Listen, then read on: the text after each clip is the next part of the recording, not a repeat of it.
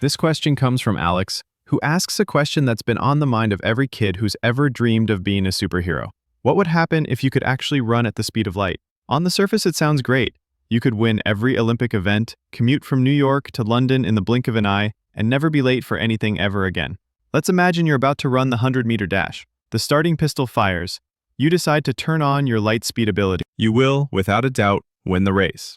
Unfortunately, you'll run into a problem long before you get to the finish line. That problem is the air. To you, air feels like nothing, but it's made of molecules. When you're moving at 99.9% of the speed of light, those air molecules don't have time to be gently pushed aside. From your perspective, you are slamming into a stationary wall of trillions of atoms every microsecond.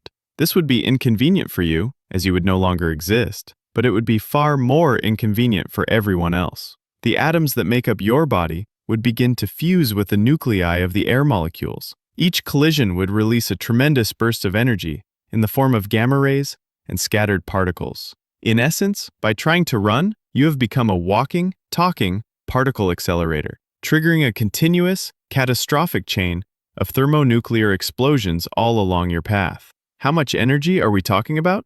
We can use Einstein's famous equation, E equals mc squared. A 70-kilogram person, moving at nearly the speed of light, has a kinetic energy of roughly 30,000 trillion joules. That's more energy than was released by the Chicxulub impactor, the asteroid which, among other things, made the dinosaurs have a very bad day. Before the signal from your brain to go has even finished traveling down your leg, you and everything in a multi-mile radius would be engulfed in a sphere of expanding plasma hotter than the core of the sun. The flash of light would be visible from space, and the shockwave would level cities across the continent. You haven't just won the race. You have created a man-made, self-contained gamma-ray burst, effectively sterilizing the landscape in the direction you were facing. But what if we removed the air? Let's say you decide to perform your run in a vacuum. Maybe you build a very, very long vacuum tube across the country.